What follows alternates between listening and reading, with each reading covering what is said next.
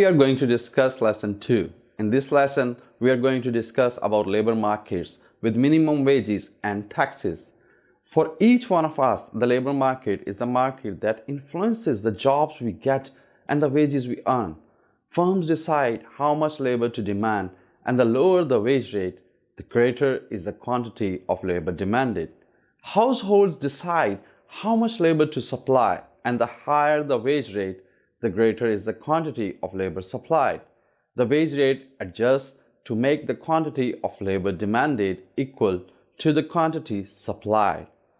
When wage rates are low or when they fail to keep up with rising prices, labor unions might turn to governments and lobby for a higher wage rate.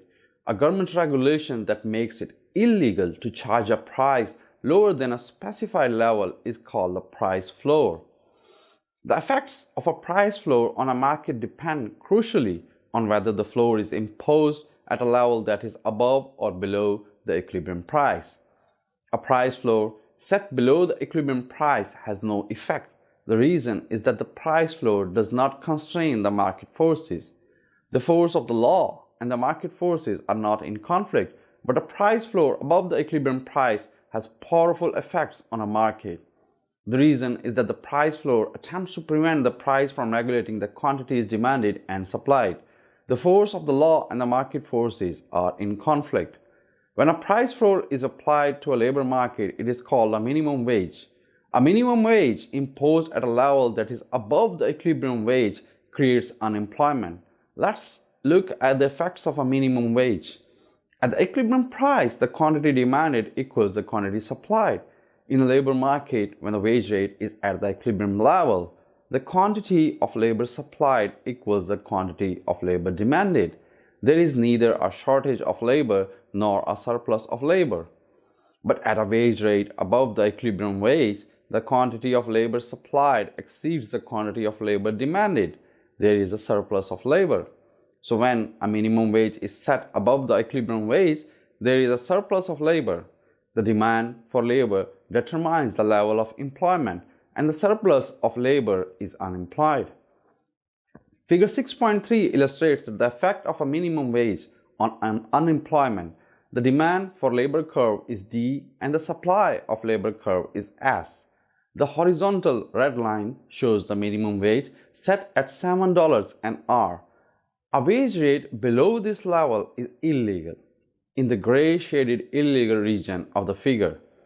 At the minimum wage rate, 20 million hours of labor are demanded at point A, and 22 hours of labor are supplied at point B. So 2 million hours of available laborers are unemployed.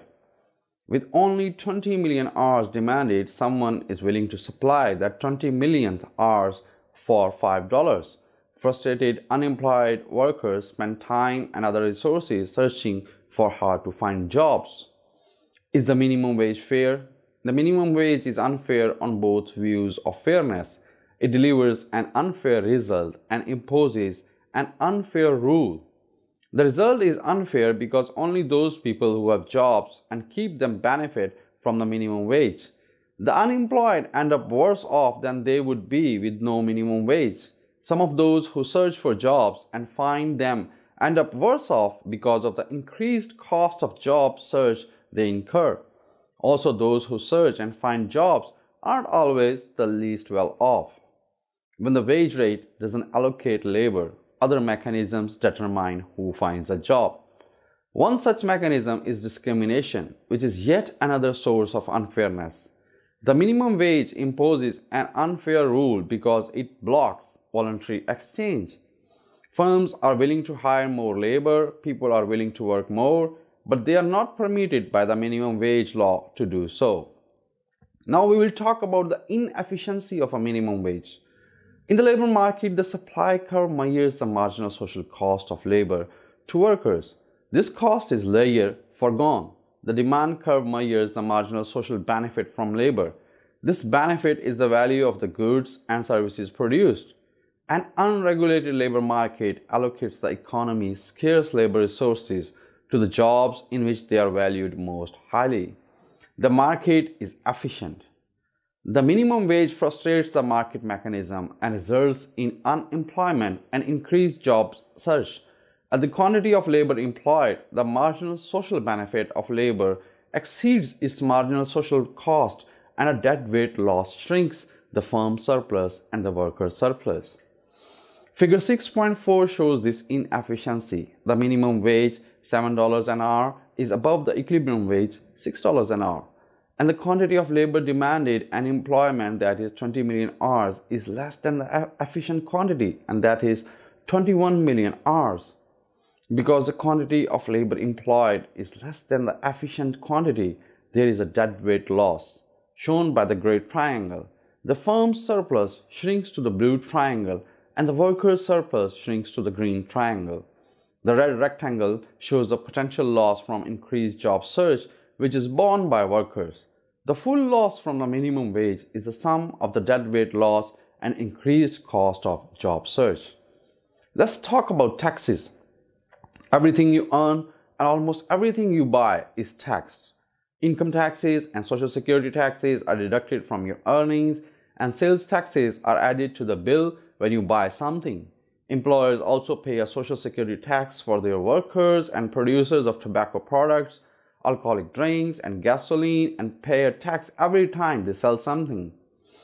Who really pays these taxes? Because the income tax and social security tax are deducted from your pay, and the sales tax is added to the prices that you pay. Isn't it obvious that you pay these taxes? And isn't it equally obvious that your employer pays the employer's contribution to the social security tax, and that tobacco producers pay the tax on cigarettes? You are going to discover that it isn't obvious who really pays a tax, and that lawmakers don't make that decision. We begin with the definition of tax incidence. Tax incidence is the division of the burden of a tax between buyers and sellers. When the government imposes a tax on the sale of a good, the price paid by buyers might rise by the full amount of the tax, by a lesser amount, or not at all. If the price paid by buyers rises by the full amount of the tax, then the burden of the tax falls entirely on buyers. The buyers pay the tax. If the price paid by buyers rises by a lesser amount than the tax, then the burden of the tax falls partly on buyers and partly on sellers. If the price paid by buyers doesn't change at all, then the burden of the tax falls entirely on sellers. Tax incidence does not depend on the tax law. The law might impose a tax on sellers or on buyers, but the outcome is the same in either case. To see why, let's look at the tax on cigarettes in New York City. On July 1, 2002, Mayor Bloomberg put a tax of $1.5 a pack of cigarettes sold in New York City. To work out the effects of this tax on the sellers of cigarettes, we begin by examining the effects on demand and supply in the market for cigarettes. In figure 6.5, the demand curve is D and the supply curve is S. With no tax, the equilibrium price is $3 per pack, and 350 million packs a year are bought and sold. A tax on sellers is like an increase in cost, so it decreases supply. To determine the position of the new supply curve, we add the tax to the minimum price that sellers are willing to accept for each quantity sold. You can see that without the tax, sellers are willing to offer 350 million packs a year for $3 a pack. So with a $1.5 tax, they will offer 350 million packs a year only if the price is $4.5 a pack. The supply curve shifts to the red curve labeled S plus tax on sellers. Equilibrium occurs where the new supply curve intersects the demand curve at 3 to 5 million packs a year. The price paid by buyers rises by $1 to $4 a pack, and the price received by sellers falls by 50 cents to $2.5 a pack. So buyer pays $1 of the tax and sellers pay the other 50 cents. Suppose that instead of taxing sellers, New York City taxes cigarette buyers $1.5 a pack. A tax on buyers lowers the amount they are willing to pay sellers, so it decreases demand and shifts the demand curve leftward. To determine the position of this new demand curve, we subtract the tax from the maximum price that buyers are willing to pay for each quantity bought. You can see in figure 6.6 that without the tax, buyers are willing to buy 350 million packs a year for $3 a pack. So with a $1.5 tax, they are willing to buy 350 million packs a year only if the price including the tax is $3 a pack, which means that they are willing to pay sellers only $1.5 a pack. The demand curve shifts to become the red curve labeled D, tax on buyers. Equilibrium occurs where the new demand curve intersects the supply curve at a quantity of 325 million packs a year. The price received by sellers is $2.5 a pack, and the price paid by buyers is $4. You can see that the tax on buyers in figure 6.6 has the same effects on the tax on sellers in figure 6.5. In both cases, the equilibrium quantity decreases to 325 million packs a year. The price paid by buyers rises to $4 a pack, and the price received by sellers falls to $2.5 a pack. Buyers pay $1 of the $1.50 tax, and the sellers pay the other 50 cents of the tax. A tax drives a wedge between buying price and the selling price, and results in inefficient underproduction. The price buyers pay is also the buyer's willingness to pay, which measures marginal social benefit. The price sellers receive is also the seller's minimum supply price, which equals marginal social cost.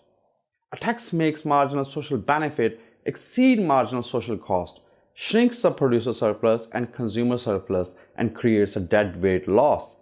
Figure 6.1 shows the inefficiency of the tax on MP3 players. The demand curve D shows marginal social benefit, and the supply curve S shows marginal social cost. Without a tax, the market produces the efficient quantity 5,000 players a week. With the tax, the seller's minimum supply prices rise by the amount of the tax, and the supply curve shifts to S tax. This supply curve does not show marginal social cost. The tax component isn't a social cost of production, it is a transfer of resources to the government. At the new equilibrium quantity, 4,000 players a week, both consumer surplus and producer surplus shrinks. Part of each surplus goes to the government in tax revenue, the purple area. Part becomes a deadweight loss, the gray area.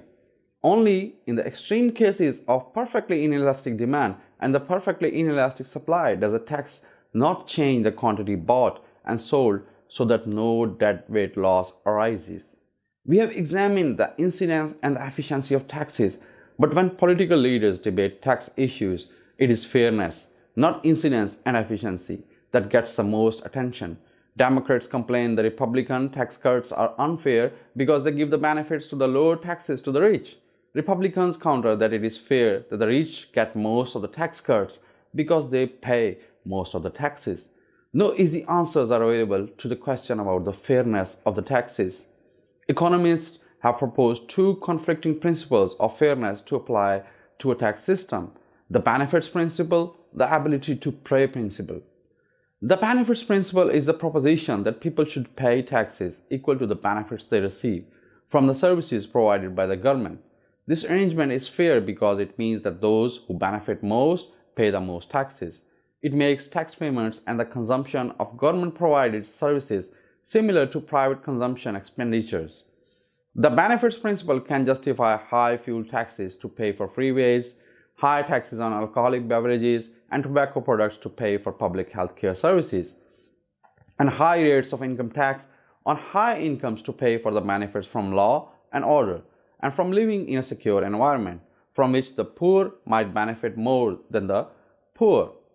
The ability to pay principle is a proposition that people should pay taxes according to how easily they can bear the burden of the tax. A rich person can more easily bear the burden than a poor person can. So the ability to pay principle can reinforce the benefits principle to justify high rates of income tax on high incomes. Now that's all from this lesson, and thank you so much for listening.